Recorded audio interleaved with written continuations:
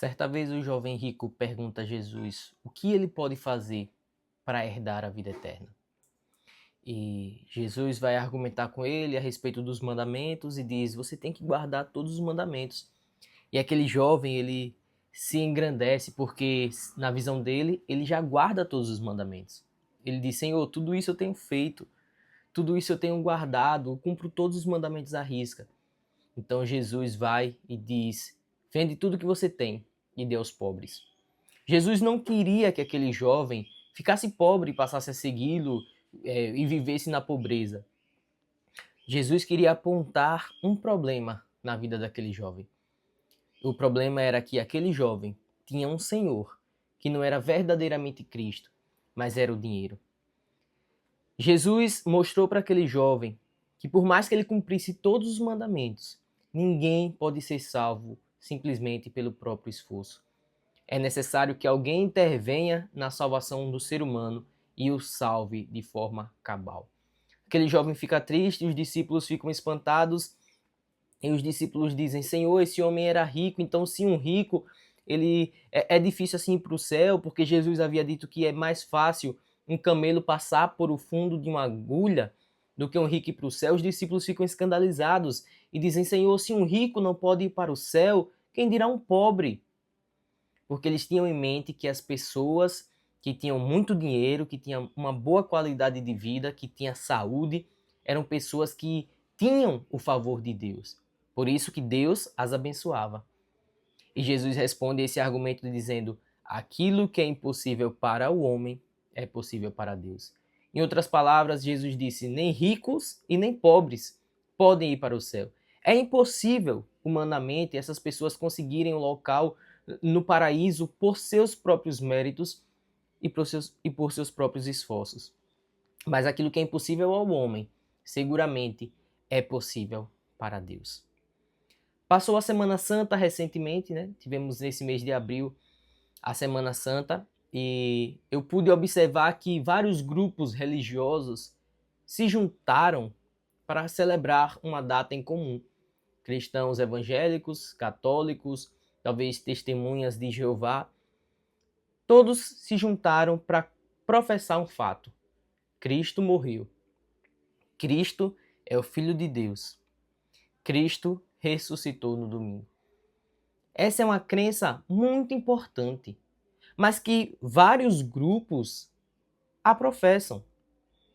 O que nos leva à conclusão de que não basta confessar que Cristo é alguém que morreu.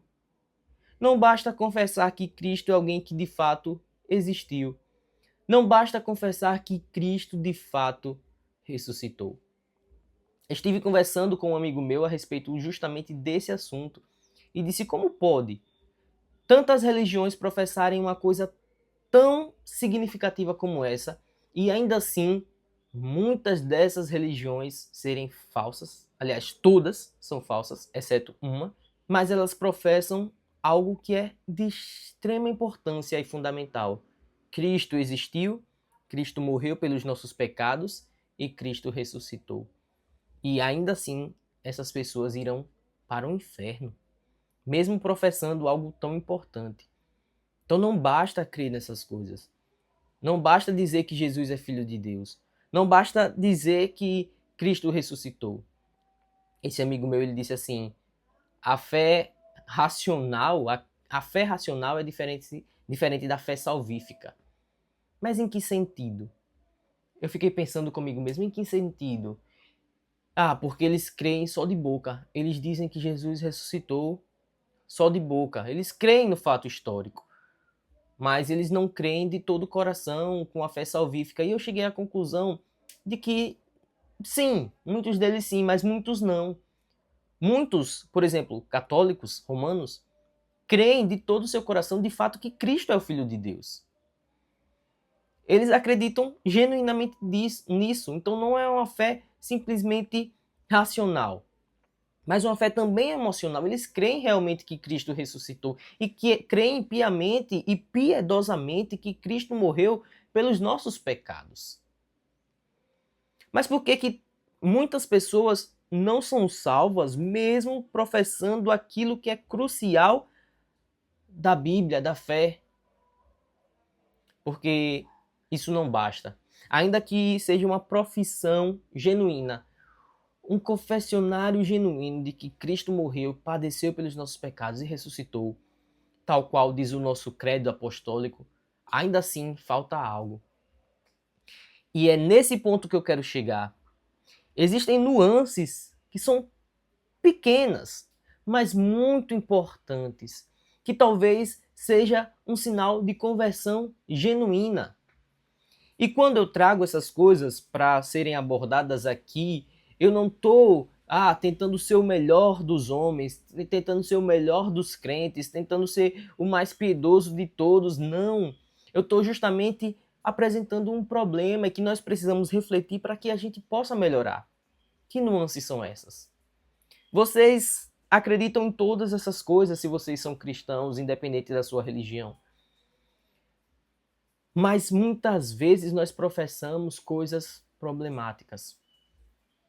Aí entra a divergência que eu tenho com um arminiano genuíno. Um arminiano genuíno não pode ser um cristão verdadeiro, porque ele professa coisas muito problemáticas. Mas eles são um com a Igreja de Cristo, porque eles acreditam na Trindade, eles acreditam que Cristo ressuscitou, que Cristo é Filho de Deus, que Cristo morreu pelos nossos pecados. Todas as religiões cristãs creem nisso. Católicos, romanos, evangélicos creem nisso. Mas existem as nuances. São coisas de extrema importância. Quando Cristo morre na cruz para pagar os nossos pecados, ele morre como um possibilitador ou ele morre como um salvador de fato? Dizer que Jesus não morreu de fato para nos salvar é imputar fracasso à obra de Cristo na cruz. Dizer que Jesus não morreu para de fato salvar todos quanto ele quis é dizer que o sacrifício de Cristo na cruz foi inútil, foi em vão. Dizer que Cristo morreu na cruz para possibilitar a salvação de todos, porque ele morreu por todos e agora depende do seu aceite, é dizer que o poder da sua salvação não está de fato nas mãos de Cristo, mas está nas suas próprias mãos, que é quem vai decidir se será salvo ou não. Um arminiano certa vez me questionou e disse: não, Moisés, nós não dizemos que o homem tem o poder da salvação. Eu disse: como não? A implicação é justamente essa. Ele usa uma ilustração. Ele vai dizer: não, Jesus morreu por todos. É como alguém com muitas posses passasse diante de dois mendigos, oferecendo pão, oferecendo comida. Um dos mendigos levanta a mão e o outro não. Aí ele me pergunta: que mérito teve o mendigo que levantou a mão? Nenhum. O mérito é do Senhor que passou e deu o pão. Concorda? Eu falei: pegando a sua parábola, a sua analogia, por que o outro não ganhou o pão? Ele disse: porque o outro não estendeu as mãos. Então, o mérito ainda é de quem levanta as mãos, de quem estende as mãos para agarrar o alimento. Porque foi mais esperto, porque compreendeu que se estendesse a mão ganharia o alimento. Então, é por mérito. Mas eu reforcei dizendo: ainda que a sua analogia ela seja extremamente falha e sim imputa mérito ao mendigo, ao pecador, ao ser humano, ainda assim essa analogia não pode ser utilizada porque não é a analogia que a Bíblia usa. A analogia que a Bíblia usa está em Efésios, capítulo 2. Ela vai dizer que a analogia é a seguinte: havia um homem morto, um cadáver putrefato, que não podia responder a ninguém, nem que sim e nem que não. Não havia uma opção de escolha para aquele cadáver, ele estava morto. Você já tentou oferecer alguma coisa para um cadáver? Você já tentou chegar para um cadáver e perguntar: você quer ser enterrado com terno e gravata vermelha? Ou você quer ser enterrado com terno azul marinho e gravata branca? Já tentou parar atenciosamente para escutar qual é a resposta do cadáver? É um estrondoso silêncio, porque mortos não respondem. Efésios vai dizer que nós estávamos mortos em nossos delitos e em nossos pecados. Então, como que a gente correu para Cristo?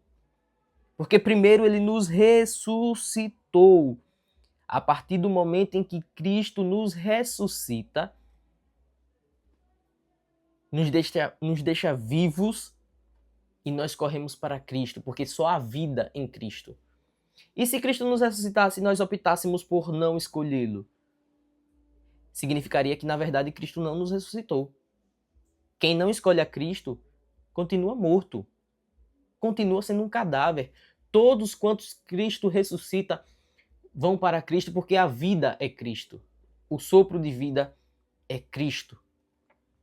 Essa é a analogia verdadeira. Existe um debate muito chato, extremamente chato na rede social. Um debate que muitas vezes é até acalorado, muitas vezes raso, muitas vezes profundo também, a depender de quem debate. Calvinismo versus arminianismo.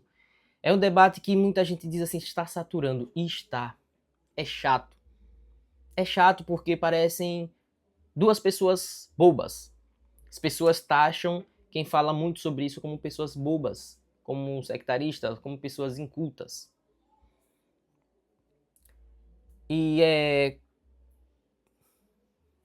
verdade, mas a insistência nesse tema é porque muita gente séria enxerga isso como um ponto crucial.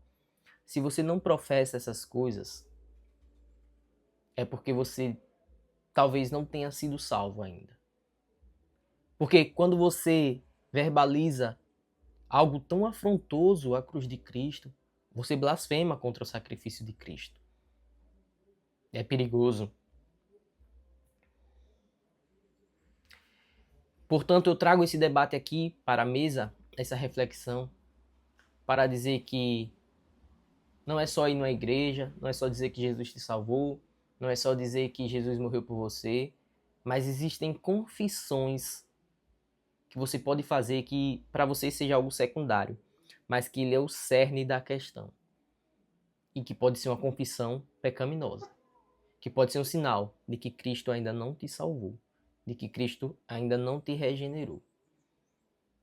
Se você está assistindo esse vídeo e ao invés de estar pensando, que debate chato, ao invés de estar pensando assim, você está pensando, caracas, de fato, eu tenho muito a melhorar, sobretudo nesse quesito. Meu amigo, talvez seja o Espírito Santo tocando no seu coração e te chamando ao verdadeiro arrependimento, te chamando de volta para Cristo.